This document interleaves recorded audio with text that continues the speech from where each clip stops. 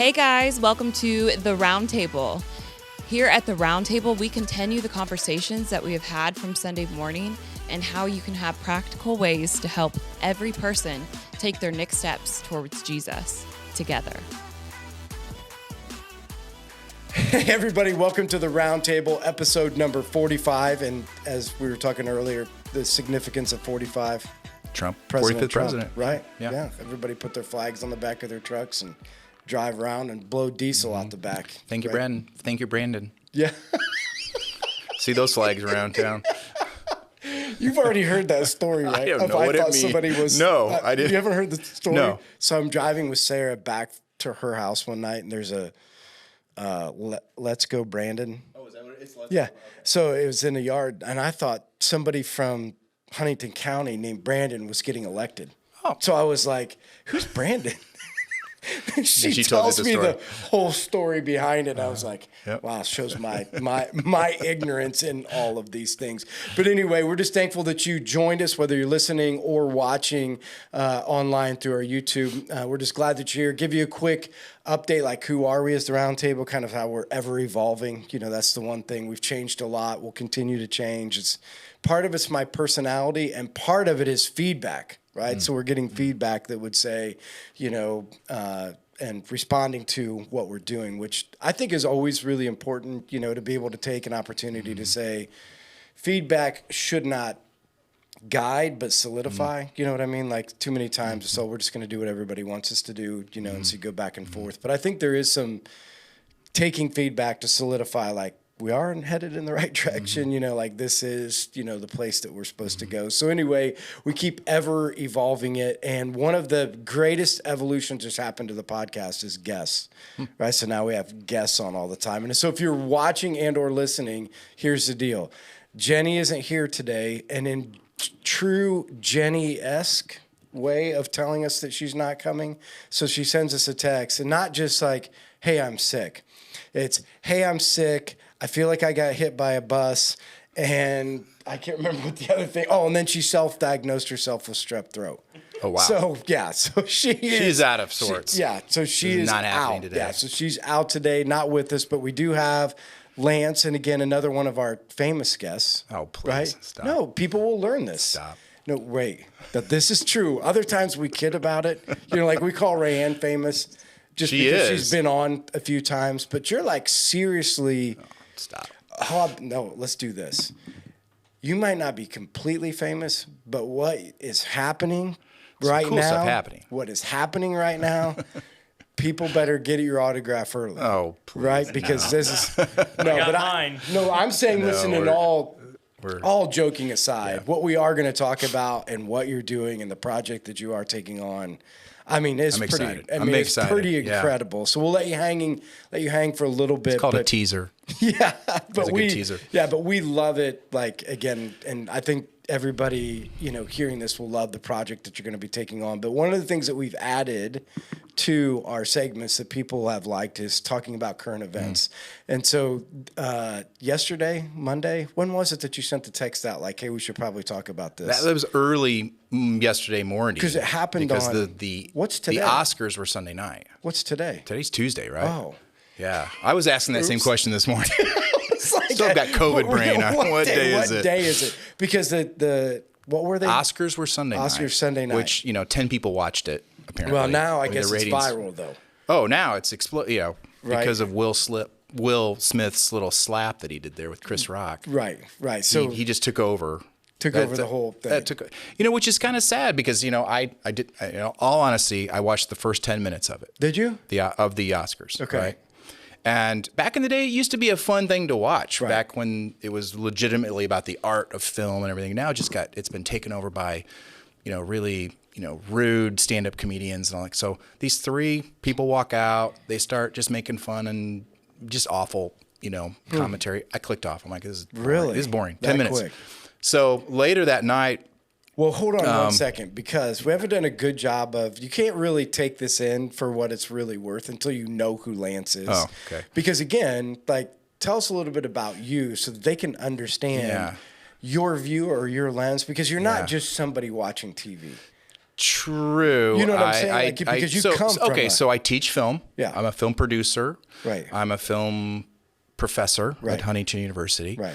I've been teaching there 28 years. Right. And so we launched film production and animation and TV production as a digital media arts major in 2005. Right. So, yeah, I mean, it's like telling stories and being passionate about good stories and professional and integrating our faith in our stories and all that has been a big part of my life for the last, 25 years. And again, so when you look at something that's, whether it's on TV or whether it's a film, you're looking through a lens that a normal person that's watching it, more of what's going on. I probably know more technically, but I wouldn't say I'm any more of a critic. I think everybody has that inner critic. They know if it's a good story or not, and they know if it's something they want to watch. Right. I mean, Sunday night at the Oscars, I could just hear channels clicking all over the nation as the Oscars was imploding. It's just not good TV. It wasn't good storytelling. Right.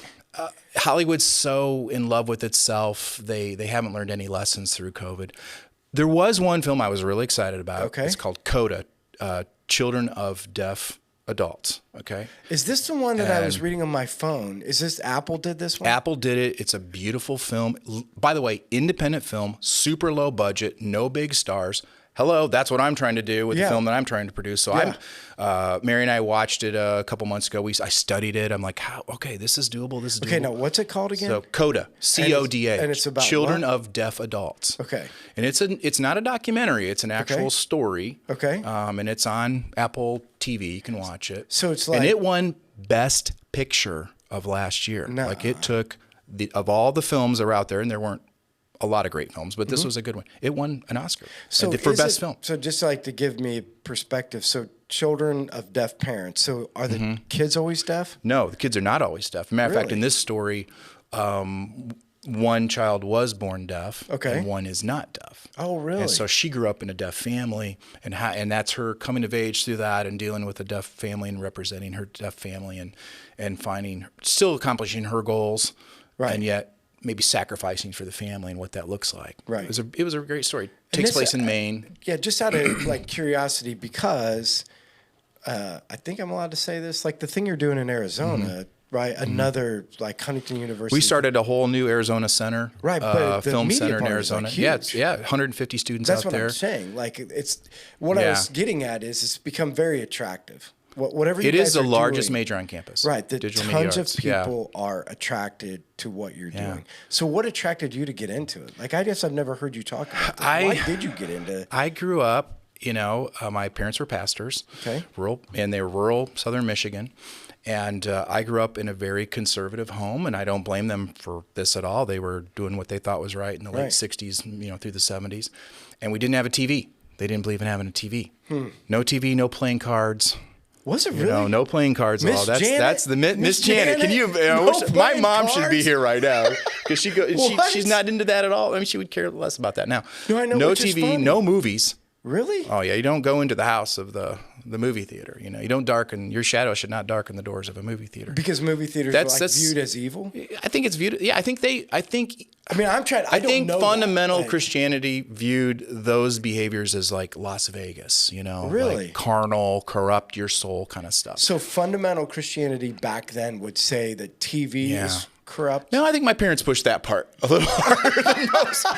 All my friends had TV, right? No, I was just curious. I think they just wanted to protect my brother and I from the subculture, the culture at the time, right? Which were all 4 channels, that were out there. I was gonna say back then there was. The irony of it is, though, my grandparents lived across the street in Frontier, Michigan. I didn't have to sneak. I went across the street every day and watched afternoon TV from 4 to 6 every day. Seriously? I didn't. Okay, now this is gonna be terrible. What was on? Gunsmoke and all those shows. Yeah. Leave It to Beaver. All that stuff was on. Andy Griffith show. All that. I saw all that stuff. But I didn't have it around the house 24/7. So that's what drew you kind of into? I was always fascinated with the visual imagery of storytelling. My father was a photographer, like avid photographer. So I fell in love with photography through him. just love story. And then when I went to college, I just always was gravitating towards the visual. And so they had, again, we ended up getting a TV, by the way. Back then, Yeah. I don't even know what back then is. then, Are the we the 80s. same age? Yes, we're pretty close to it. I got you beat by a few years. So back then, though, Yeah. college had those kinds of majors? Because I never went to college. They I don't were remember. more I mean, TV. other than- You went to college. It was Bible college. No, I didn't. Right? Oh, I thought you went to Bible college. He hasn't been through the Discover Life class yet. Yes, I did, but I forgot about that part. You were studying. I went to be a mechanic. So That's for right. 2 There you go. years. There you Then I go. went back to get my business degree. There you go. So I have Okay. a business degree, and nice. so I always Thank tell you. people in Yeah. Discover Life I remember when they're that coming story to, now. Yeah, listen, like, hey, just make sure. Yeah. If you want me to have a seminary degree, I don't have one, so you might not want to come. You're healthy. you know. You're healthy about that. But they they had where you they had communication programs, TV Okay. and radio and that kind of stuff. They didn't have film. So then, I mean, did very you few go schools right had into that film. after college, or did you just go right into I went to teaching? study linguistics. I was going to be a Bible translator and go and live with the Yanomami Indian tribe down in Venezuela with, new tribes and Wycliffe and all that. Really? I'd spent a summer with them in high school and just had fallen in love with that Indiana Jonesy kind of thing, and, Wow. and living in dugout canoes and in, all that. So I literally did go to the jungles of Venezuela That for a is summer. cool. And I came back, went to college to study linguistics and hated it. I was awful. I can't even speak Spanish. I did horrible in Spanish in high school. What did I think I could translate the Bible into this semi-nomadic tribe? Right. No, Right. But but that God took me. Guess what I did have? A camera and a microphone. So I was always recording stuff. I was telling the stories, and I didn't put the dots together that, hey, you can be a storyteller and help tell the stories of missionaries and others and what they're doing and inspire other people to get involved and actually do the heavy lifting. Right. So then once you went to college, what'd you do right after school? I went to college. I got a degree from Huntington in communication, and then I went on to grad school and got my cinematography degree, and then worked for a couple years at Anderson, and then came to Huntington. Really? And I've been here 28 years at Huntington That's University, which is I can't believe it myself. I mean, seriously, like that you could come right back and then it was pour like, right 4 back years in. later, and I remember meeting with the president in 1989, saying, "Hey, what would it take to come back and teach here? Because I love teaching and I love doing." And he said, "Well, just good opportunities are always there for good people," and that was kind of a nice way of saying you'll probably never work here at Huntington University. But I somehow got opened up doors. I came back, and then our department didn't have a lot of money when I first started working. But it was a department? It was theater, TV, TV and theater, and I needed money for the department to buy gear and stuff. So I created a little company called Brethren Productions because we're a United Brethren department or school, and I just said, hey, people were coming to me all the time. Hey, I got a great idea for a project. And I'm like, okay, well, it's $400, $500, whatever. And I just threw that at the gear. And then I traveled all over the world doing that. I've literally probably 20 countries. What? And just filming and telling the stories of missionaries and non-for-profits and NGOs that just couldn't tell their own story, right? And I've really seen some really hard stuff. The worst situation was going to Kenya, and they had what's called a potter's field. And I'd heard of Potter's Field, but there was such an AIDS epidemic going through. This was in 2011, I think. And Mary went with me, my wife. She's been my sidekick in a lot of video projects. And we went over there and we interviewed a mother who had just lost her baby to AIDS, like 3 days earlier. And we have entrance into the Kibera slum. We go into her hut. I'm feeling very uncomfortable about this, by the way. Yeah. She doesn't speak English. We're in there, and she's crying and sobbing. And then the producer that was me said, well, we need to go film the funeral. And I'm like, I really don't feel comfortable doing that. We went to Potter's Field, and it's layer upon layer upon layer bodies. They're making a mountain out of bodies in the Kibera slum. Mary and I are both crying. We're going in there, we're filming. We see the graveside of this baby, and it's just little stick with the name, and then once they cover the ground, they cover it with dirt, and they put the bodies on top of that. So, but I got to tell that story. Wow. And we got to tell the story of that ministry that goes into the Kibera slums, right? So I've done a lot of that kind of filmmaking, transitioning now into feature filmmaking. Yeah, for sure. And that's what you were kind of getting at, like, how do you do that? Like, this is our first feature that we're So working you've on right essentially from the beginning, I mean, and that's crazy because I feel like I've talked to you a lot, and how did I not know like one part of what you just said? Well, because this is the RoundTable, man. We come around to learning new stuff. That's simply amazing. And it kind of brings a part that I thought this about you, but I mean, this kind of confirms it. So you always had somewhat of an entrepreneur, risk-taking spirit. I guess so. Well, you know, I think who in the world comes back 2 years removed out of college and says, "Hey, by the way, let's do this. I don't have any money, so I'm going to travel to 20 different countries and take on projects like that." I think it was just, I was out of just, I felt called to do it, and I knew, I needed finances for the department, you know, and it just made sense. So we started doing it and learned a lot over the years, and have enjoyed it. I've gotten to go places because of that I would never have been able to go before. Yeah, maybe you should bring this in, because I don't know where this part happened in the story. Where did Mary come along? Mary came along. We both went to the same high school, but never dated in high school. And we went to a homecoming. You know, in college, I went to a homecoming. She was at Taylor. She's a Taylor gal. What? Yeah, she went to Taylor for 2 years, and then we were at a homecoming, and I'm like, who is that beautiful girl across the room? Why didn't I ever see her in high school? Okay. You know, one of those deals. Okay. And I went up and introduced myself to her and with my friends, and then Where'd you go to high school? Blackhawk Christian in Fort Wayne. Oh. And that's so, right. I actually did remember. Yeah, and so that's how that kind of came out of a homecoming, and then we dated. We started dating about 5 months later, and then got married a year later. So it was pretty quick once we.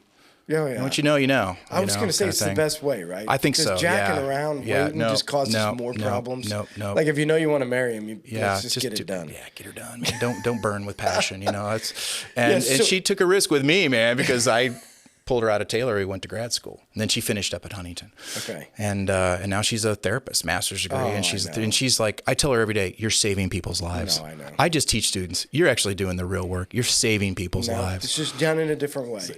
But I think that's honestly going to be important, because I think that's the disconnect. So the disconnect we're going to talk about is people put value in a face-to-face transaction that changes a person's life. What they don't put value. Well, they do, but some people miss this. They don't put value in how a film and the psychology of that. That's what and touching the hearts. That's what I'm saying. It changes lives. Yeah. So Absolutely, it's not this, but it is something. And again, and you're going to talk about this, a median that honestly can have impact far beyond what we ever know, right? Because those things are just, they go on without you, which is always the cool thing. And you know, the number one grossing film, I think. Maybe it's the second now because of Endgame. Maybe outdid it, but was the Passion of Christ. What? Mel Gibson's film from really? 2000. Was it 2003? I don't remember. The number one grossing film up until it's still the second most was the Passion.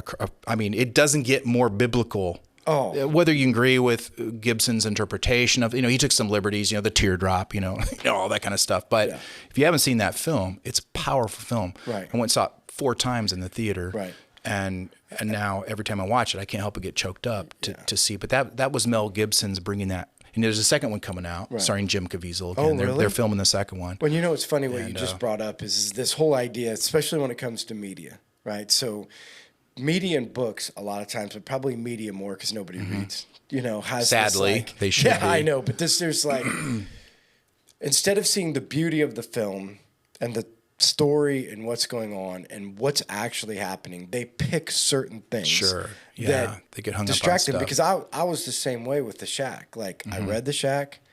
Obviously I love the books more because I love all books more than I don't say all books. If they take a book and turn it into a movie. That's the difference. It's right not there. fair. And adaptations are hard to do. It's just too hard to take all of that's in that book and move. So I'm not blaming anybody. Yeah. It's just different. Lord of the Rings maybe comes as close as maybe you can get, but then people are still criticizing Peter Jackson, who made some great trilogy. But I read that, and after I got done reading it, I'm like, this wasn't whether it was a theological book, and he flat out said it's not a theological book, and I just walked away like, wow, that just gave me a perspective I've never had. But then, so I'm telling everybody about it, and this is how I'm naive. Like, I'm naive thinking, like, doesn't everybody think it's cool? And it's like, well, that's not theologically correct, and know this and that. The way they did the Trinity in there, I was like, so blasphemous, right? I was like, God's not an African-American woman. I was going to say, I never even thought about it. Like, that didn't even, like, it never How dare they make God an African-American woman? Right? Like, it never crossed my mind. Right. The story is what What was a beautiful powerful to story, me. though. Oh. You know, and the same thing with Yeah. the Passion, like you're saying. Yeah. Some people had some interpretation issues, Yeah. but how do you walk away from that film not being like, that just changed? God didn't cry. That's blasphemy. It's not in the Bible. Right. I hear this all the time. There are people that just will not accept any kind of art that is not, in their view, like word for word from the Bible. Right. I'm sure you've seen The Chosen or heard about The Chosen. The team is Dallas Jenkins. I thought it was really cool. And Dallas is an acquaintance of mine. We've met. He came and toured Huntington a few years ago before season 1 was filmed. His son was looking at our program and everything, and he ended up going to Liberty. Broke my heart. Liberty, come on. All right, that massive school out in Virginia. Yeah, right. But Dallas we brought him to speak to campus and stuff, and so forth. So I have a lot of respect for The Chosen, but it's not word for word scripture. He says it. He says it. He says but it. what a beauty! I mean, the character development. I mean, lives are being changed by watching The Chosen. Right. Because it's making Christ real. Right. It's a real person. Right. He was a human being. Right. And he had temptations. Right. He never gave in, praise God. Right. But all the disciples and all their flaws and all that. I love how Dallas is writing that in, and they're booked for 8 seasons, by the way. Nuh-uh. Yeah, 8 seasons. I talked to Kappa Studios yesterday. Kappa, one of the owners of Kappa, called me to talk about our project, and he's like, "Yeah, he knows we're doing 8." They edit all of The Chosen, do the coloring and sound and everything on The Chosen. Wow. In Burbank, California, at a Christian post house called Kappa Studios. Right. So. He's like, yeah, we're doing 8 seasons of that. That's amazing. So, but it's the same concept. I've heard people say this because when Sherry was in the hospital, we watched The Chosen together, because it was on my iPad. Oh, so we yeah, could pull it. yeah. So anyway, there's things like he talks about this. Like, we are taking some liberties to show you what we think normal people would act like behind the scenes when this is going on, and tying it in scriptures, just like a lot of books that you read, when they do it. I forget what they call the books, but they're somewhat of like Christian history. They're not like word for word, but it's taking these whole ideas like gods and kings and some of these other, like, it's putting the story into a perspective. And what's so funny about it is people are like, it's not word for word. And I'm like, you don't read it word for word anyway. But when you read this book, does it help you get an idea about King Hezekiah that you would have never learned because you ain't reading it in a book? Are they reading it in Hebrew and Greek? That's my because point. I don't know Greek and Hebrew. Yeah, that's my That's point. the ultimate true interpretation. Right, but I'm the reading. point is you miss it anyway, right? You're not doing it anyway, Yeah. so why get so hung up on it? So I think film does a good job of telling stories that touch the human heart, or they should. Right. Right. And what Will Smith did, to get it back onto that a little bit. Now we're back. Now you know sorry. the lens. Yeah, of that. what So we're doing. I've got this lens. Like, I turn on the TV right before I go to bed to see where it was at. Right. Because they always say the best, best film, best actor, and all Yeah. that. Will is up there crying like a little baby on stage, saying it's all about love and God's called me to love. And I'm like, did he just get saved or something? Like, what just happened? I had no idea about the slap or any of that until Monday morning. Oh, really? So you turned it off, turned it back on. Yeah, I'm like, I guess Will's had a come to Jesus moment here or something, because he's crying like a baby. He got the award and he's crying. And apologizing to the cat. I have no idea what's going on. Right. I get on the news feed the next morning. Will Smith slapped Chris Rock, and I saw the video clip of it, and it was so out of control. Right. So ridiculous. Right, which goes back to a couple things. What's crazy about it is, so here's a guy saying, first, I'm with you, so we'll go ahead and take all your comments afterwards. Yeah. If you're gonna hit somebody, be a man and use your fist. I mean, I'm on a who it walks up It there? was a good slap, but it was a slap. No, I said, here's what Have you ever slapped a man in the face? Have you ever watched the slapping championships that are on? Like, those guys knock people out. They're hard. So if you're going to slap somebody, then be like that great big Russian on the slapping championship and knock the sucker out. Do a good slap. Like, if you're really going to do it. I was studying Chris Rock's, is that his name, Chris Rock? His face was not red after that. So you think he didn't get hit? I think he got hit. You hear something happen. Okay. I do have a conspiracy theory that whole thing could have been staged. And it could have been staged just because of what you said. Like, the Oscars are terrible. And so the only way to get people to watch. Horrible night. Will Smith he's producing a show about his sitcom series. Okay. Okay. Remember, he was in a sitcom, Prince of Bel-Air. Okay. Back in the, when was it? I don't know. 90s, 80s, 90s. Did you watch The Prince of Bel-Air, Nick? Nick, do you know when it was? Great. Yeah, but when did it come on? You were probably junior high back then. Late 90s. I don't know. Okay, Prince of Bel-Air, he's the star of that sitcom. So he's now producing a dramatic show about the Prince of Bel-Air, right? That nobody cares about right now. Chris Rock was a famous stand-up comedian. Nobody's going to his shows. Nobody cares about him anymore either. Right. So now all of a sudden it became famous. All of a sudden, Chris Rock's attendance tickets are skyrocketing right now for his stand-up. Now everybody's talking about who? Will Ferrell.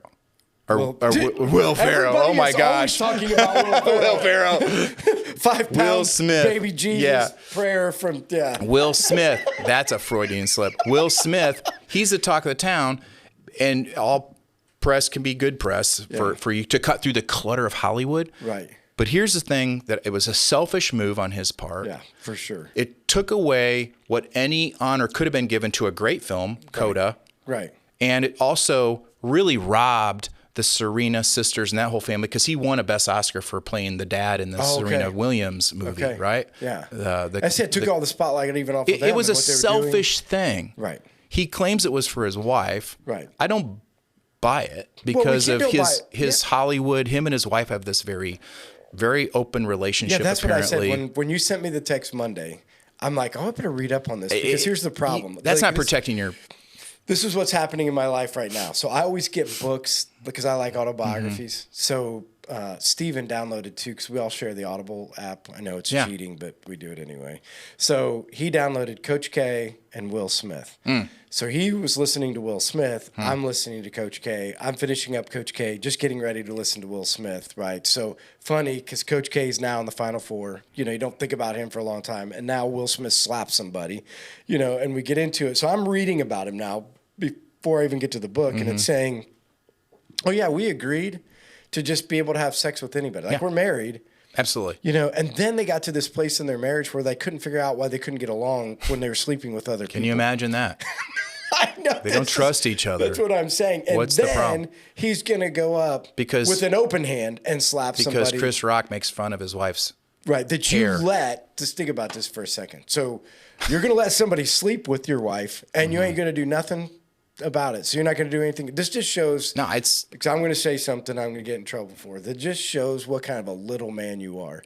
Because if you're letting somebody sleep with your wife that you're not beating the tar out of, and then you're going to go up and slap a comedian because it made fun of her hair, like, you're a little man. It's not protecting. No, if you really want to protect, you protect your marriage. It's not you're protecting letting your her go out and sleep no. with other people, but now you're her protector because somebody made a joke about hair. Like, that's just stupid.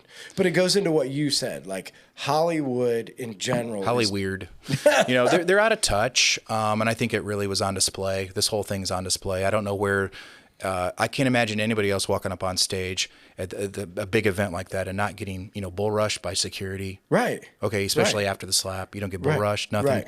The crowd said no boos. I didn't hear a boo. No. I didn't hear oh, no, what? Yeah. Nothing. No. You guys Normal. are all They're thinking so weird is this normal. is such wokeness going on here with and so that I want to be an anecdote to that. I mean, we're going to be an anecdote to that. We're going to tell great stories. Right. We don't live for the Oscars. We're just trying to tell good stories that audiences will watch and impact their lives. Yeah, and point them to the truth. Right. So let's and all translate this, because I think this is really important for people to get. I think too many times this is a missing point.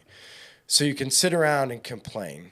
Hollywood is woke, and Hollywood is weird, and Hollywood only produces garbage, and so we're gonna, or you can do something about it, or like Hollywood's affecting, these movies are affecting, and you can sit there and complain about it and say, look what it's doing to culture, or you can change culture by doing something else. That's what you're saying. I'm going to be an antidote. I'm not going to sit around and complain. Yeah. I'm going to provide an opportunity, right? So I'm going to provide an opportunity for something else. So talk about that. Yeah. That's what we were talking about earlier. Yeah. And get on the train, get on a positive train for change.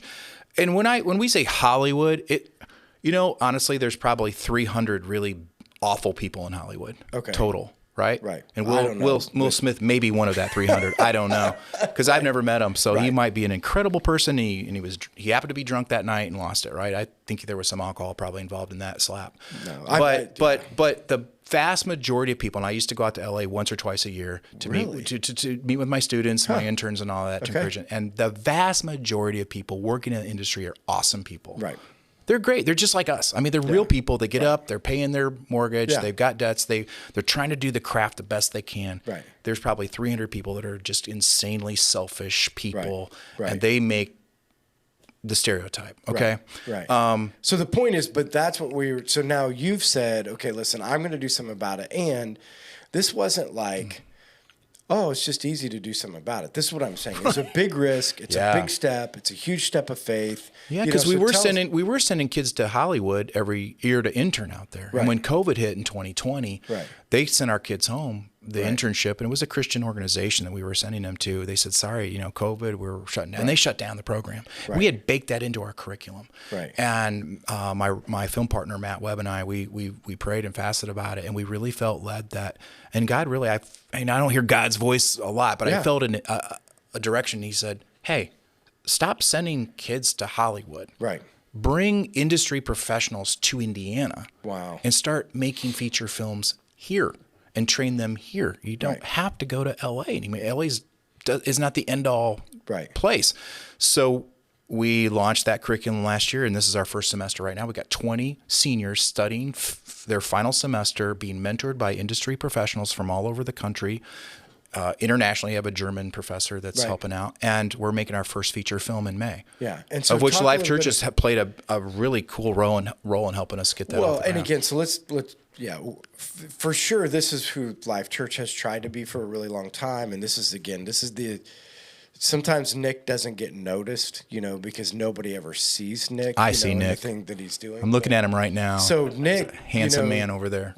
When Nick came on, the conversation Nick and I have said, because this is what I've said from the beginning, the most powerful thing to change the lives of people is somebody's story. And the things that are going on in their life and how God translates. And so Nick has worked really hard over the past 2 or 3 years of saying, okay, this just doesn't happen overnight. Like, you don't just get it done and be able to professionally, right?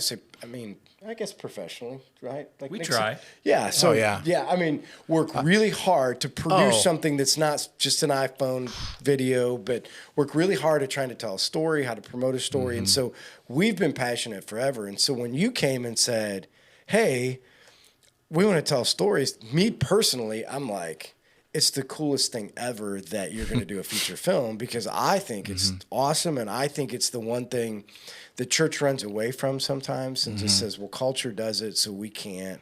Or culture is this, so we can't. And I'm saying, why is the church always saying either we're going to follow culture or we're going to run away from culture? How about we lead culture? I love that. How about we get out Preach. Front? Right. How about we get out front? How about we do the things? And do it better. That's my point. Let's do it better. And this is everybody's pushback. Well, we don't have the money. We don't. Listen, this is one thing I've learned in 18 years of leading a church. When the money needs to be there and the vision is right, God supplies the money. It doesn't make it easy.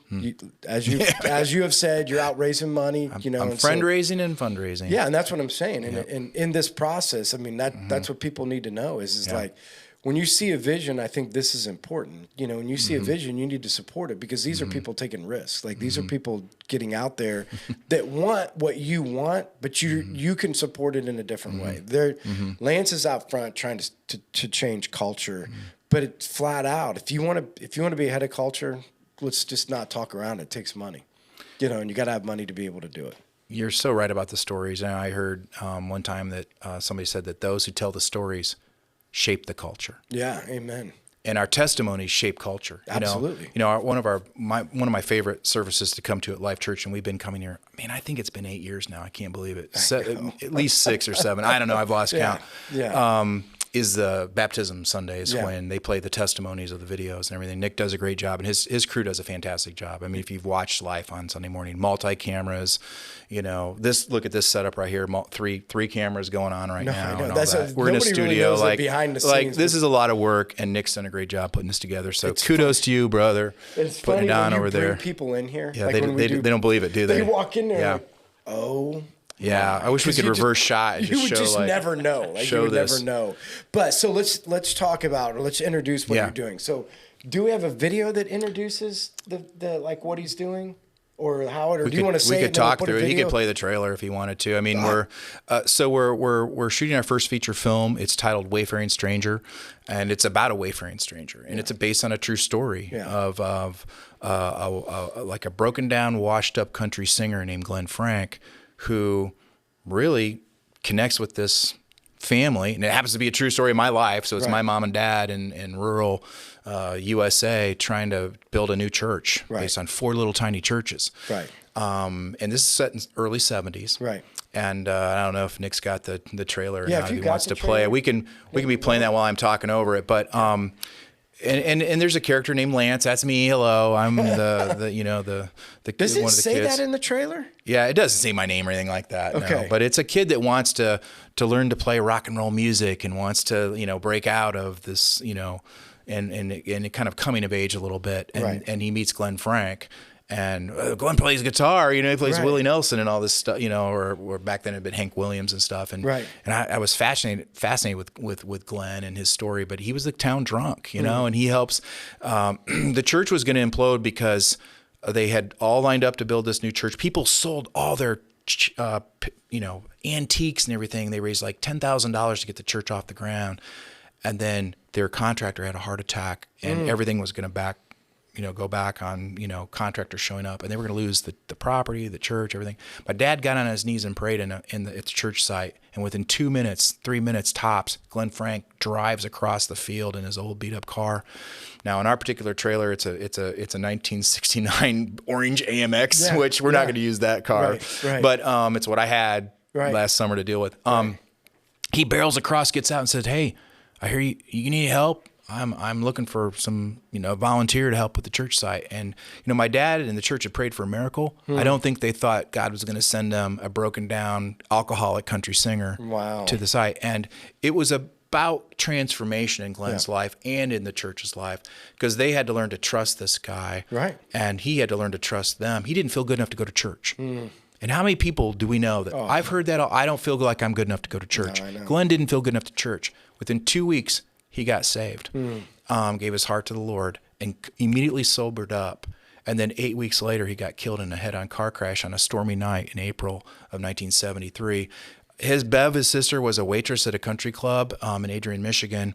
One of the patrons that came in was a very wealthy man, and he noticed she was downtrodden, and he asked her what happened. She tells the story of Glenn helping this little church. He tragically died. The church can't now finish. And this wealthy businessman said, "I want to meet the pastor," which was my dad. He met my pastor. He said, "I can't believe this story. You want to go debt-free, whatever?" And my dad, "Yeah, we're going to go debt-free." And he wrote him a check. Wow. Paid off the church. It was a little school that they started too. And it was full circle. Glenn's death brought life to that community. That community had to trust Glenn. And I say, we all know Glenn Frank. Right. There are Glenn Franks all around us. Right. Male and female Glenn Franks. People that don't believe they're good enough to go to church. Right. Well, and again, I think too many people forget this. Is like God's still living and is doing miracles. Yeah. Like, and stories like that are just this continual reminder of like, God's still alive. Like, get on your knees, pray, fast, wait. Who knows who's going to be coming across the field? Who knows? Exactly. Because here's the funny thing that happens too many times is like, we get this like, oh, it's an answer to prayer, then it's not an answer to prayer, right? Because that's the whole like Glenn Frank, like he's an answer to prayer and then he dies, right? And so, we think it dies, but God's got a bigger plan. And then there's a bigger plan. That's what I'm saying. Right, exactly. I mean, it's just like we need to realize that because sometimes we get stuck. We get stuck in this place of like, well, I prayed and I thought, and then it wasn't again, and now I'm just giving up. And you're like, no, you just need to stay in the place of faithfulness. And this is why I was saying, this is what movies can do, whether, they can inspire us to stay strong, inspire us to stay on your knees, inspire us to know that these stories of these people, this isn't just fairy tale. Like, this is true. Like, this is the way it works. This really happened. I have his guitar. I got Glenn Frank's 1968 Martin D26 guitar. Yeah. Took it to Sweetwater, had him restore it. It's going to be in the movie. It's going to be Jeff Derlin from Philadelphia. He's a professional actor and singer. He's going to sing like 9 or 10 songs in the film. Yeah. Hymns. Glenn would go to bars and sing hymns and get booed off the stage and get in bar fights and stuff because he would drink and stuff. And he was just a sad, wayfaring stranger, you know.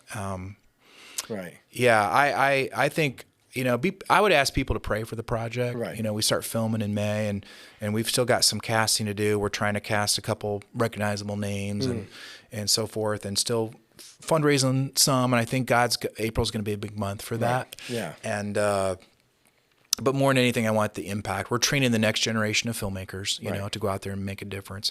We're inviting these professionals in. Some of them might not know. They might be a little bit of a Glenn too. They maybe don't feel good enough to go to church, so we get to minister to them. Right. And we're hoping lives get changed that way.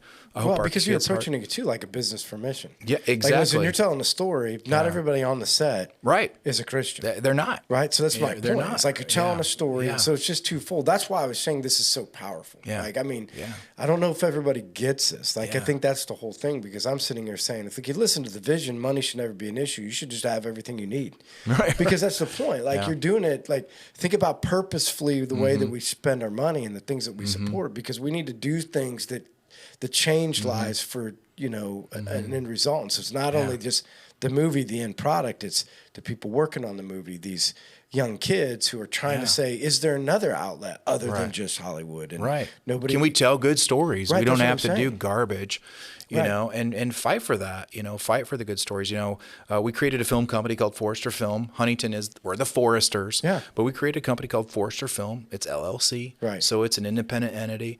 And it's in our mission to tell faith-aligned and family films, that, can we have action? Yeah. Can we have some drama? Yeah. Can we have there'll be some films that are going to be probably hard-hitting on topics. We're not scared of that. These are maybe not all our stories wrap up into a nice little bow, No, for sure. And Glenn's story is the same way. Glenn died. Yeah. Right. Sorry, spoiler for those of you going to watch the movie. I just ruined the film. My director is going to kill me. Like, Lance, you just told the ending of the story, but that's not the actual ending of the story, because that church, New Hope Church, is still alive today in rural Michigan. That's amazing. So Nick, do you have the trailer? Yeah. Okay, let's just play it. Let people, because they'll be able to hear it. They will. I don't think you guys will. Well, let's just watch it. Yeah, let's watch it. Here's the trailer. It'll be Okay. on screen. What kind of music do you play, Glenn? I like all kinds. Country, rock and roll, Hank Williams. Looks like you're raising a couple of musicians here. Pastors, perhaps, like their father. I don't want to be a pastor. Little country church on the edge of town. People coming every day from miles around. Can you use a carpenter? Are you any good? Been working on cars, electric, plumbing since I was your age. We start building our new church home tomorrow.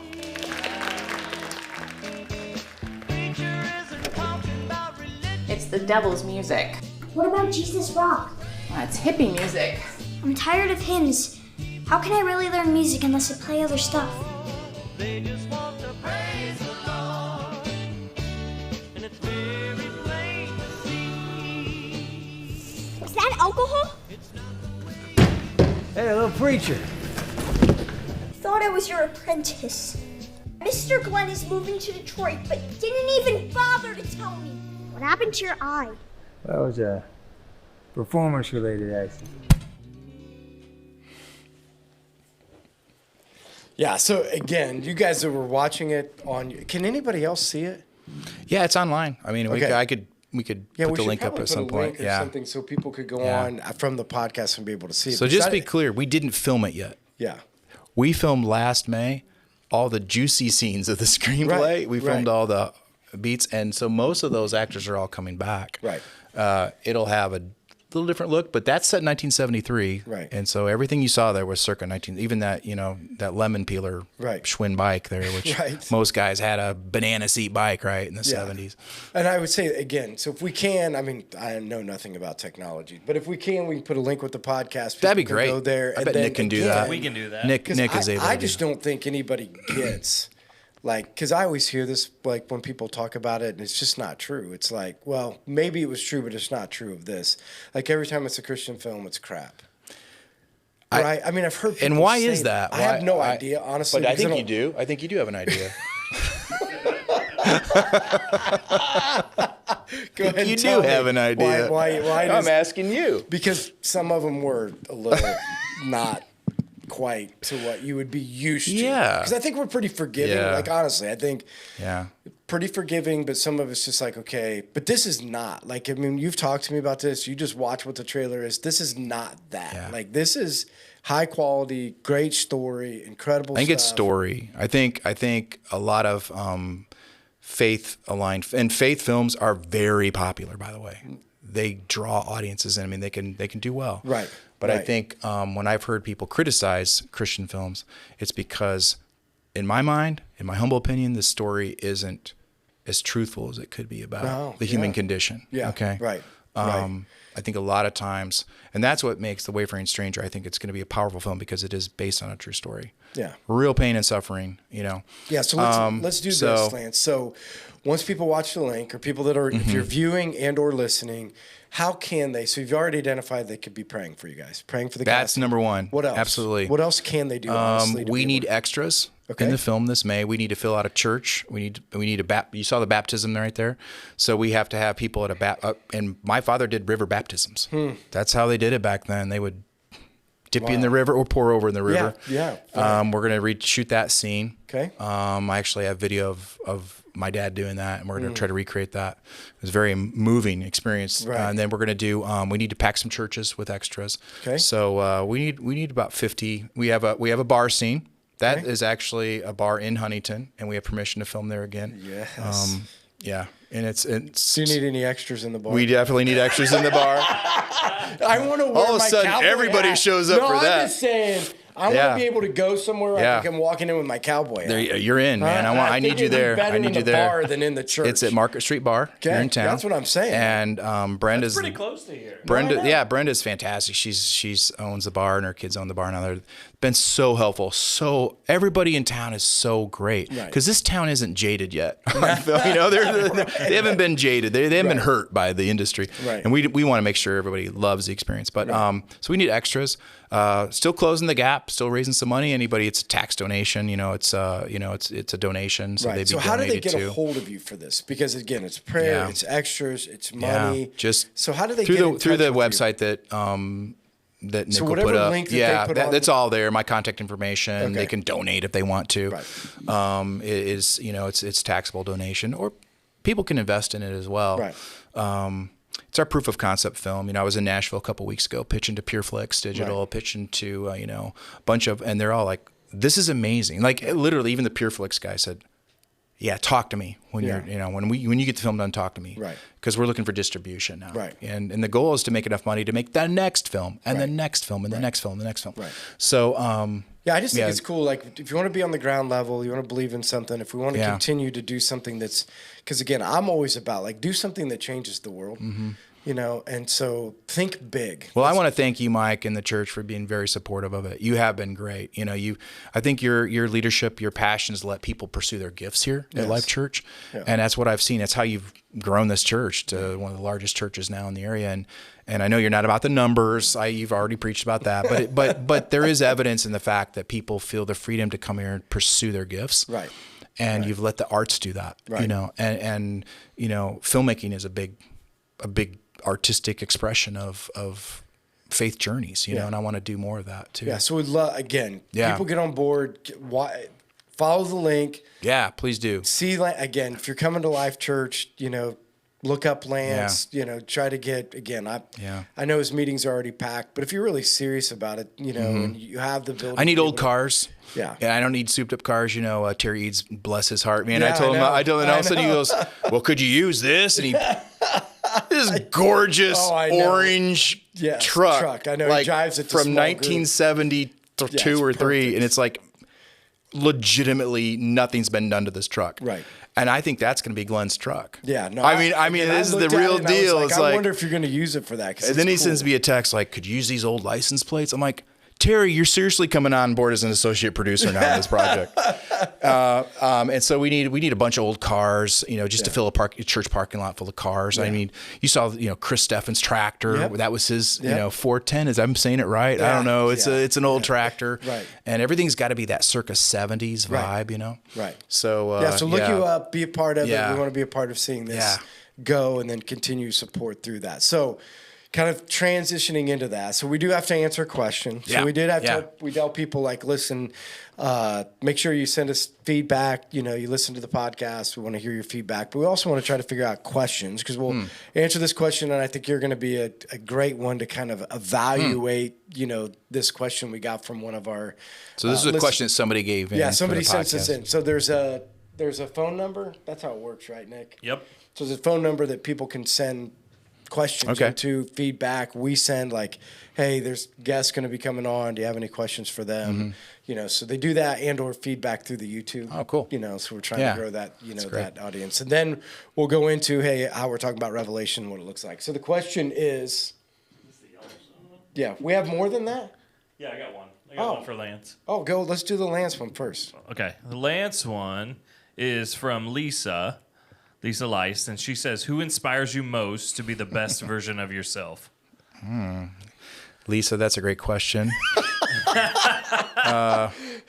Answer with the and she's awesome. She, you know, she's a fantastic person. You know, she's first of all incredibly in shape and challenges us to all be in shape. Yeah, you know, right. she's fantastic. You know, there's been a lot of people that have really challenged me to be the best version of myself. If that was the question, you know, I love looking at history. You know, a lot of people, the greats of history, Abraham Lincoln, obviously that comes to mind.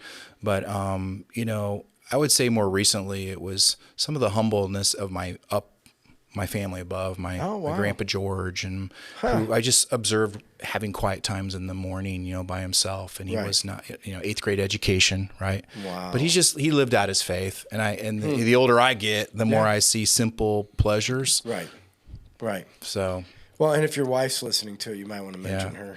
Well, literally, she was the next person I was going to mention. My wife. I know. I interrupted you, Mary. You just cut me right off. To say it, and I was like, she's now elbowing me on the couch as we listen to this. You know, well, obviously, Mary, 4 years of marriage. We're coming into our 34th year of marriage. That's Can you amazing. believe it? What the that is heck? So awesome. Yeah, that's so awesome. She's absolutely been like my partner. But it is life. cool. It's like it's a lot of, you know, it's kind of this sphere of people in everybody's life that does make a difference. There's a sphere, right? There's certain people that can add. Takes a village, it does. as they say, to raise us all. Yeah, good. And iron sharpens iron, right? Yeah, so right. that's part of the men's group, and there's a lot of guys in that group that are, you know, sharpening me a lot. Not afraid to speak the truth in my life, and that, you know, that's rare. You don't get that very rare in a lot of very places. rare for somebody to say it. Very rare for a man to take it.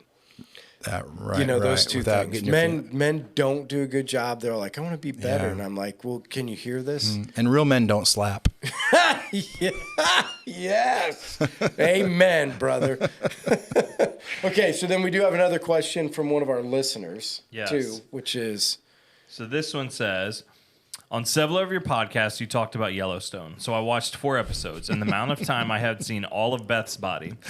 So when I listened to this week's podcast, it got me wondering, 10 years ago, would it have been okay to promote this show? And if it is okay to see this much of a woman, then how much in the next 10 years? Interested in your feedback. Yeah, so I'll just start with this. So I will and continue to say, like, I love Yellowstone, and it's not because of Beth's boobs.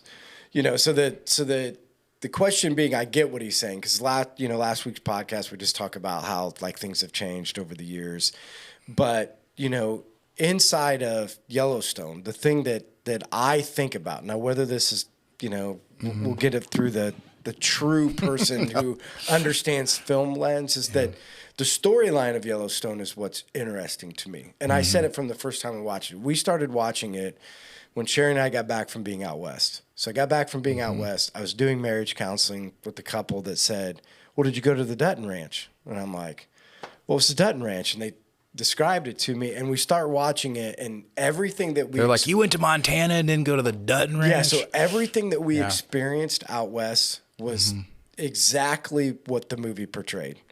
California people moving into these Western places Buying it up. transforming everything, that it's no longer about the true nature of how everybody was brought up, how the Indians, because at the time when we were in Montana, we were going to go through Glacier, National Park, but the Indians had shut down one side of it, because they weren't getting revenue anymore through COVID to be able to go through. So they wouldn't let you through. So there's always this contentious relationship with, the Indian people out there. We went through Wyoming, and people would talk about the lack of law enforcement in Wyoming, so you can pretty much do whatever you want to do. Anyway, just the whole drive out, see cattle ranches everywhere you go. The storyline, we love horses, we love horseback riding. So the storyline was cool. Yeah. And even for Beth's standpoint, Beth, who, for anybody who's watched the show, when she was young, lost her mom, was going through, an experience where she had a sexual experience, got pregnant. Brother takes her to not just get an abortion, but get her sterilized, can never have kids again. Horrible. So she has this, she's working through trauma. Right. Right. So if you look at the storyline of Beth's life, the story is how this woman is working through a kind of a crazy family, right? And some trauma in her own life. Right. Clear that if you watch it I haven't finished the last season, but she's trying to take in a kid, trying to figure out how to do what her dad did for Rip, and trying to, so the storyline for me, I guess, right or wrong, makes me not think that much about, they showed her boobs, and that it seems like that part of it didn't distract away from me from what I was trying to see or be a part of the story. So I don't know. Yeah. Again, am I way off, Lance, as somebody who's... Now, I'm not saying agree or disagree. It's definitely... how do you do that as a Christian person? It's definitely rated R TV, I guess you could call it that. I think the question was, would they do this 10 years ago? I think culture has shifted on the objectification of the body in the last 10 years. I think Hollywood 20 years ago was over-sexualizing that. And I think if there is any nudity in Yellowstone, which I think there is some, I've seen the series, we've watched it, it doesn't appear to be objectifying that or making that a focus of lust or anything like that. It's more of an expression, and I'm not justifying it. If I'm directing it, I'm probably not showing that, right? But sure. I'm saying I think just knowing how they're doing that, it's more of, this is an expression of who she is. She's bearing it all, literally, in her life. She's a filterless person in her life. Right. It's not, look at my body and lust after my body. Again, as a man, I'm not trying to justify this by any way. No. I'm trying to get an objective view. And I think some people, Christians have no problem with violence. Extreme violence. Right. We have a really hard time with flesh, or any nudity at all, which is a little hypocritical. Well, and so I'll just say it at that. I'm as a producer, director, and Forster Film we probably wouldn't do that. No, you know what I mean? Sure. And I'm not saying you're asking me to do that. No. I'm a big fan of the show because it taps into really great storytelling about kind of the history, a portion of the history of America and what it meant to settle the land, what the land means to different ethnic groups. It honors the Indian traditions. It honors these settlers that go out there, the conflict between those two worlds, and then you've got this huge family drama. On the outside, they might look like this perfect rich family, they got all together. They don't. They're imploding all around them. It's dysfunctional. And I think there's a lot of truth into most families have a lot of dysfunction in them. It's how you come together, and it's the love through all that. Right. And I don't think there's a point, at least in this series, where you don't doubt the love of the father to the children and so forth. So with that, it's high drama. It's a soap opera, Have you watched 1883? Yes, I've watched 1883. So that made it now. Now that I watched 1883 and know that that's how they ended up in Paradise Valley. Yeah. I'm like, it makes it even cooler. Yeah. It's the suffering that went on. Here's a nerdy fact about this. Okay. Because it is streaming. Okay, Yellowstone's on a streaming service. It's not terrestrial TV or anything like that. Okay. They know exactly where Yellowstone is peaking or not peaking, who's watching in what zones of the country. Do you want to know the highest rated place in America where Yellowstone was peaking? No. Has peaked? Yeah, yes, I want to Lafayette or West Lafayette, Indiana. What? Yes. Serious? Not joking. You can search that. And it's really popular in the Midwest and in the rural parts. It's just now catching on in urban America. Like they're just waking up to it. Like this is a great show. What is this? Like they're tone deaf to like real rural people. Right. And I think they love you fall in love with the ranching, right? Yeah. Like those are real. I do. Like those are real deal ranchers out there riding those horses around, or whatever the show horsing or whatever that's called. Because I don't come from a ranch background. Right. Those aren't actors. No. I mean, those are legitimate, probably really expensive horses. Yes. The cinematography is amazing. Right. You've got Kevin Costner. He's an A-lister, and he's pulling the Kevin Costner stuff. And he's always done westerns. That's his. Yeah. That's Dances a great. with Wolves. It's basically, this is kind of like Dances with Wolves. And he's out in the West, Indians and settlers and all that. Right. So I think they're onto something. I think rural America loves it. It's a little bit of, we want to hang on to the traditional values, and yet we see culture changing, and how do we fight the big changes out there? So rural America loves that, realizing that we have to adapt to like some of the cultural changes that are happening, as far as like, others that have rights as well. I'm not saying all cultural changes, but just on land and that kind of stuff. Right. And because it's interesting to me, because I'll just let's play off this just for a second. So not that question was being this way, but I think that's interesting in the standpoint of, so you brought up this fact of like, we accept one thing, but we don't accept another, right? So we'll call out nudity, right, but we won't call out the train station of like shooting people. Take all the nudity out of Yellowstone, include all the violence. And by the way, it's violent. Oh, I mean, there's some peaks of violence. I mean, I don't want to get into that, but it's violent. But most people, especially Christians, wouldn't complain about that. We might not look. I'm not saying everybody should do that. No. Right. That's not what we're saying. So just so we're all on the same page. Right. Nothing we say. I'm not. Because I know I'm going to hear this. You're talking about violence and nudity in your films. I'm not saying that. No, I'm just saying. I hope I'm not leading into and you're that. not. No, this is not what Lance is saying. But this I've had prospective students and parents and all that talk to me over the years about this, and be really upset about these kinds of, about one thing and not the other. Yeah, that's the big thing for me. Is it's more about I want to tap your brain into Christian thinking, because like as an example, I'm driving back from Montana after we get done hunting. And so I'm tired because I'm driving it all because I don't trust anybody to drive. Yeah. And so Brady puts the phone, which I'm going to get in big trouble for this. Brady puts the phone up on the truck so I can watch Modern Family while I'm driving home. My God. I have never, again, I don't know anything about Modern Family. Like, I don't know anything about it. It's modern.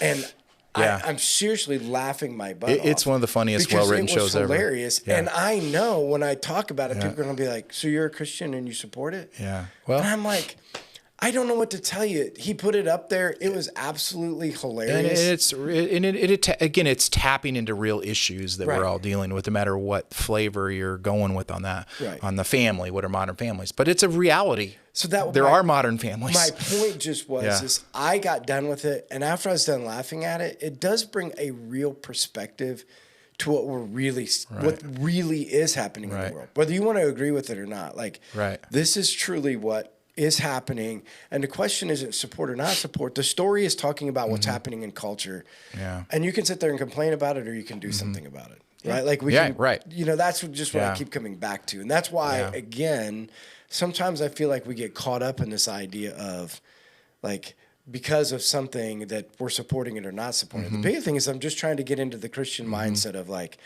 we have, whether it's 10 years ago, today, or 10 years from now, a lot of people through a lens will pick what they don't like and accept, you know, what they do like and push the point. I actually think Yellowstone is actually really pulled back from what it could be, or where television and films were at in the 80s and 70s and 80s. I mean, by far, it's much more mature storytelling. Right. And the violence is purposeful. It's not gratuitous. Right. And it's just tapping into a big portion of our culture today that wants to explore more about the history of our country, where we came from, those family values, as dysfunctional as that family is. Yeah, for there are family values. Yeah, for sure. I mean, spoiler, I don't want to ruin anything for you. You haven't finished the season Go yet, ahead. right? I don't want. Tell me. I'm not. Beth gets married. Does she really? Okay. Spoiler. Sorry, I just ruined Wow. it. No, it doesn't. That's You ruined it for Nick. That is a sorry, hasn't Nick. watched any Nick, I just of it. ruined it for you, but it's been out for like months. But that's marriage. Yes. She gets married. Okay. Right. It celebrates marriage. Right. And you talked about the kid and all that. So, Yeah. you know, Do they because keep she the kid? can't, I'm not going to tell you that. Dang I'm not it. going to tell you that. Now I'm gonna have to That's get on and another finish journey. That's watching another journey. And it's all about personal growth. Yeah. And taking responsibility for your actions. Right. And this is why America likes this show. Right. Yeah. So anyway, whether that we did or didn't answer the question, I mean, again, is it true that just from a sheer fact of 10 years ago, what you saw on TV to what you see on TV today is probably different? Yeah. Cable's played a big role in that. Yeah. And terrestrial TV still would not show those scenes on. When I say terrestrial TV, what is that? So believe it or not, there are still free TV. You can get an antenna and put it up right on a pole. Yeah, I never thought about it. And it's guess what? Free. Yeah. And it's all your ABC, NBC, CBS, the terrestrial TV. Okay, it comes got through it. the airwaves. And you get it for free. And there are rules about what can be shown on terrestrial TV. Okay. Cable doesn't have to adhere to those rules. Isn't that funny? 'Cause Streaming I don't doesn't even have to think adhere to about that those anymore rules. because I never Because even think children, about people just having because an it's antenna. free, the government funds those airwaves, and children have access to those airwaves for free. Huh, okay. I would guess if you were to poll our church, like 9.5% of probably our congregation has some kind of like dish or cable or something like that, or streaming, right? Right. But there's still, and by the way, my mom has an antenna. She has Miss the Janet Farmer has 5. She has the Farmer 5. It is the most cleanest, beautiful image Really? that you can get. It's not filtered through a cable system or anything like that. It is I'm gonna have to HD. get Is an antenna beautiful. put up. There's You like have TV, Nick? Nope, just the antenna. You have an antenna? you have it. You know what I'm talking about. There's yeah, there's like it's 40 beautiful. channels. What? Yeah. Oh yeah. There's 40 channels, I need to get an antenna. and it's beautiful. The problem If you is have I a hate nice TV. HD TV, it's the cleanest signal you'll get by far. By far, it's the best. Wow. I'm not getting paid to say this No, little plug. I just learned something. I mean, I forgot. But there that's was antenna terrestrial, TV. and there are stricter rules by the FCC for that kind of stuff. Right. And people have just had, and there's always been the conflict of writers, producers, and those that want to like tone it down.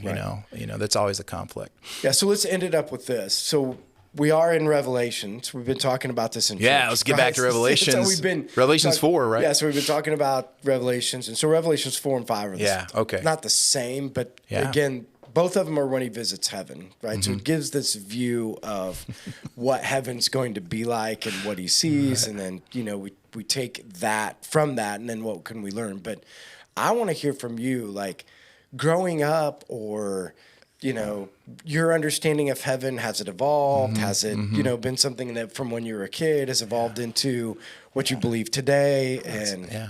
My dad preached on heaven. I mean, I've got Did he? his Yeah, sermons. I I have keep all forgetting, like, I have all his sermons on cassette tape. do you really? Yeah. So I transferred them all to digital, and but he preached a sermon on heaven, and I cut it to a little video. I should share it with you. You He should. preaches what his heaven's like, what his heaven gonna be like, and his point was it is to be in the glory of God. Yeah. He does talk about that we're going to eat in heaven. Yeah. We're going to have a new body. Right. We have a physical form and all that kind of Right. stuff. But it is being in the presence I of always God. forget you had a preacher Yeah. dad, so you probably did. Yeah, yeah. It wasn't like you were just getting your view from somebody else. No, but I did, like everybody, like you dream about what is heaven. As a kid, I used to lay in bed and just think about eternity and what that melts your brain, right? Forever and ever and ever and ever and ever. That's a mind melt. You're thinking about that's a eternity. mind melt to Yeah. think about eternity and what you're going to be doing. And I do think you talked about, this past week about being in the, in the kind of the inner circle of God, the like Holy the of throne room. Holies, Yeah. the throne room Right. of God. And Right. I do believe we get to experience that somehow. I don't Yeah. know.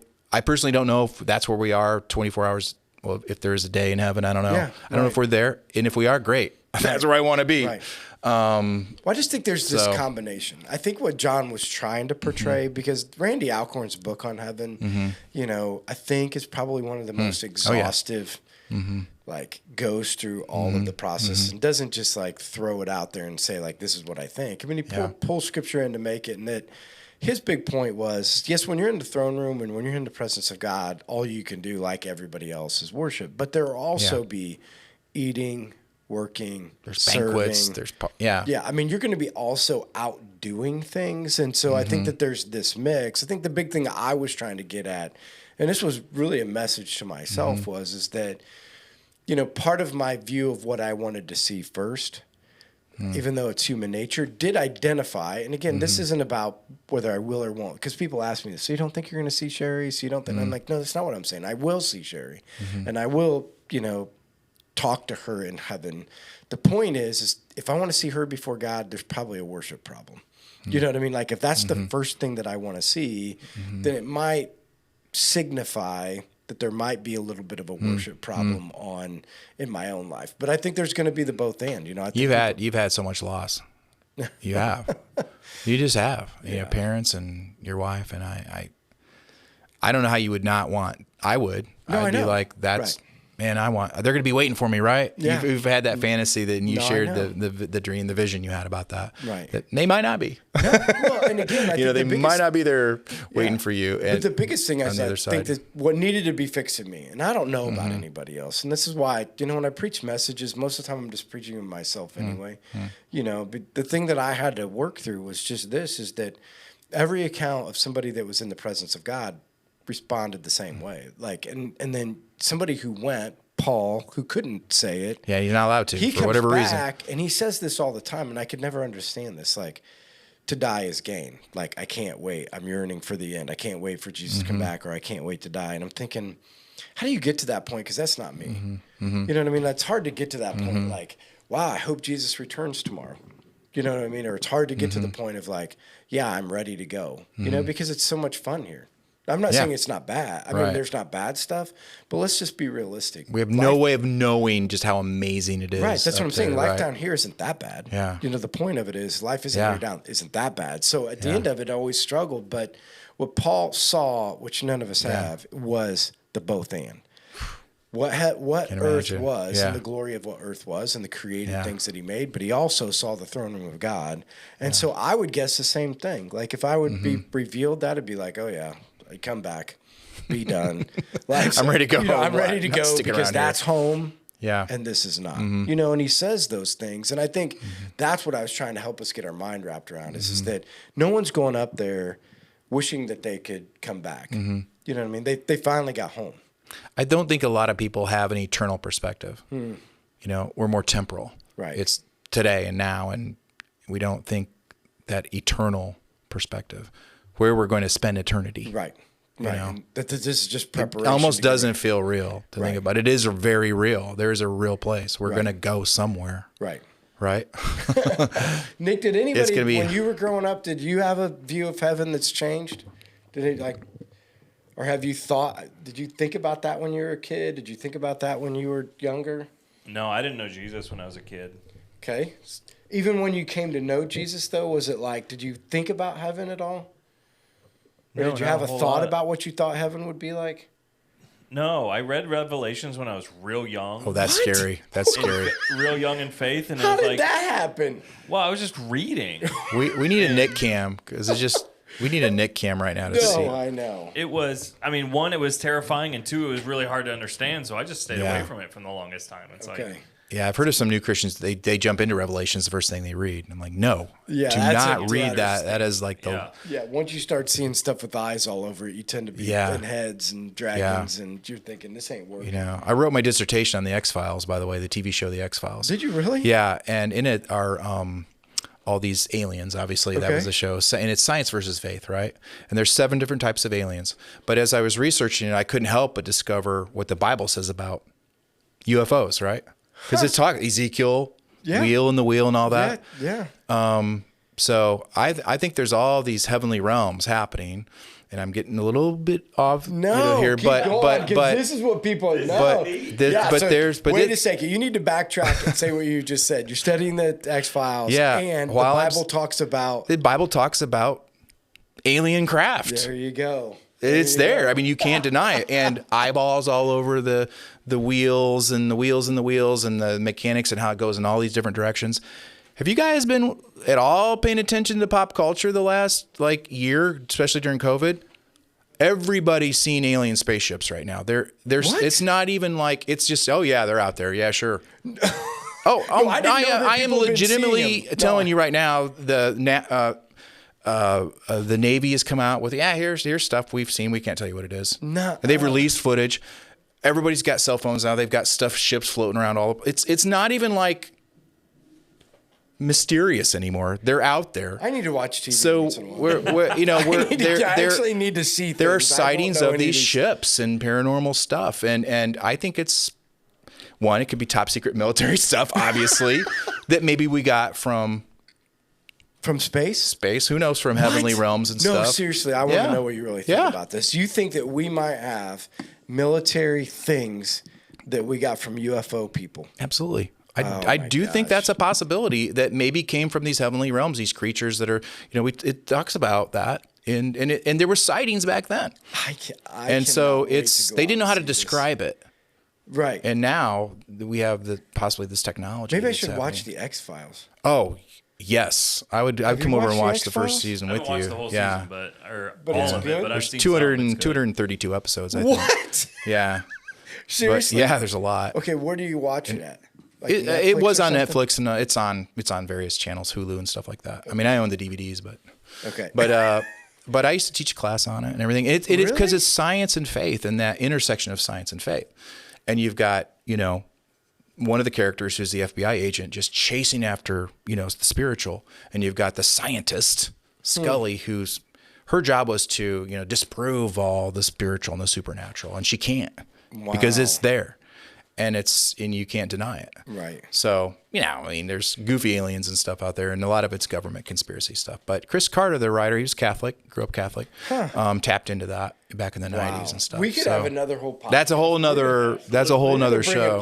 We're going to bring him back. But I'll tell you what, we need to talk about when that. The last time I taught the class was probably 4 years ago for J-term, and when I first started teaching it, 2002 was the first time I taught it. How many have seen the X-Files? Yeah, pretty much everybody. It was still in season 8 of the X-Files. Okay. Every couple of years I'd ask, and fewer kids. Finally, the last time I taught it, how many seen the X-Files? A few kids raised their hands. How have you seen it? Well, my parents like to watch it. Are you serious? and they wanted to watch the show to tap into what their parents had watched, but then every single kid would reflect on it and go, I'm seeing spiritual truths in this I didn't know were there. Oh my gosh. And tapping into that. 200 and some episodes. This is going to be bad for my sleep. Yeah. Because the only time I turn on the TV is I'll get home at night and I'll be like, I'm just going to turn on the hunting show to go to sleep to. No, not bad. Now I'm going to turn. So I did it with 1883 and ended up staying up to 11:30 at night. You're binging. Yeah, you're binging. I'm like, this is a terrible idea. Terrible idea. I'll never be able to get to sleep. Well, we're at the end, so we'll readdress some of our revelation stuff before. But I just want to say, first of all, from Life Church's perspective, we want to say thank you to you because you've helped us get to the place where we can tell stories and get to the place where we can learn about that and how you've invested into us. And we want to continue to invest back, into you to be able to be praying through, because we too believe that we want to be a church that leads culture. We think that the modern definition of the church or the definition of the church today isn't necessarily working. And so we think that we should be doing things as much as we can outside of the box to try to stay ahead of where culture is and see what God wants to do with that. And the same thing is we want to be behind people who are taking those same risks. So know that for us, we're going to be continually praying for you and the project and the things that you're doing and the lives that are going to be reached, and expecting, this to do incredible things. And so again, just a reminder, I think we'll have a link. We'll have a link. So I just have to trust important people like Nick on this, but we'll have a link. They could email Lance@forresterfilm.com if they want to. Right. But any of those things, get behind, support it, so as we leave, any parting words of wisdom for people who are watching or people who are listening when it comes to any of the aspects, because there's a lot of aspects of what you talked about today, where from risk-taking to entrepreneurship to, following your dreams to how do we view and understand media to UFOs and Bible. We covered a lot of strange ground today. Didn't we? I would say, still be discerning in your viewing and in what you intake. Just because you can watch it doesn't necessarily mean you should watch stuff. I'm okay with saying it's not okay to watch that stuff. There's a show on HBO called Euphoria. Don't watch it. It's not good. I mean, it's to me, it taps into the evil side of teenage addiction and drug abuse and that kind of stuff, right? Okay. So there's things that shouldn't, I think it's okay to stay away from that stuff. Right. I think be discerning. I think it is about story. It's about the human condition. It's about trusting God with your story. What is your story? What is your testimony? And don't be afraid to tell your story to people. That is so powerful. Like you said, there's nothing more powerful than this, sitting with somebody and telling how God changed your life. People can't argue with that because it's your story and it's life-changing to see how that happens. So, I say pursue your passions. If you have a nudge and a thought of doing something, take a step of faith and just go for it. I mean, what is the worst thing can happen is let God be God. Yeah, let God. God only be God when you take steps. Right? Exactly. Take steps of faith and let those things happen. Yeah. Yeah, good. I would say some of the same things is that I think too many times I get it what the ratings are for, and I understand all of that. But I think if you're discerning, through that process, you can understand the difference between a show that's just absolutely ridiculous, the story isn't good, and it's just highlighting everything that's wrong, right? Compared to a story that is a story, right? Because that was the big thing, even with the Passion of the Christ, it was rated R, and so there are churches that wouldn't do it just because of a rating, right? And so I think the process is see the story and understand the story, learn from the power of the story, right? And what we can draw from it and understand from it. And I would agree with you. It's like one of the biggest things that I've struggled with over 18 years with people is like, tell your story. And like, I don't have a story. And I mean, everybody has a story, right? Like, it doesn't mean you don't have to have Jenny's story. Right. Like Jenny, a lot of people are like, well, I got to have Jenny's That's story. A whole movie that we need to make right there. Make a movie of Jenny. I mean, seriously, it's amazing from what I know. I mean, that's a movie right there. Right. But to be able to express your story, because this is just what I believe, and this is why, we're behind you and we're behind what Nick's doing here, obviously at Life Church, to tell stories, because we think that stories are so powerful that just hearing a story, reading about somebody's life change and the things God doing can transform the lives of other people, right? And show that God is real and the things that he's doing. So we're all broken people. We all got garbage. We're all broken people, and we need community. Yes. And that's what Life Church is providing Mary and I big time. And I think you share that story and you got community to surround you. That's how we do it. That's how we make it. Right. That's how we're going to survive here. Yes. Amen. Until we get to heaven. Right. All right, Nick, we closing up with anything? Because I don't have Jenny here to be like, should we be, how we want to end it? They got a text. You want to put up if you want to be a part of our group, text podcast to 260-408-8383. And just remember, if you do that, it puts you a part of a group. And in that group, it allows us to communicate with you and by telling you, like, these are the guests that are coming on. We want you to ask questions. It allows you to have a platform to be able to ask questions to us back and forth. So we'd love you to be a part of that. And again, do we have anything else we're putting up there this week, Nick? No, that's all I got. No. Okay, so if you've been watching us online or whether you've been listening, one of the things that you can help us with is to subscribe or share. So if we put links out there or we put clips out there, if you can share it on your social media feed, it helps us to be able to grow, what we're doing. If you comment and do things, we'd love to get back with you and learn more from you. But again, thanks for joining us, whether you're listening or watching, and we'll look forward to talking to you guys again next week.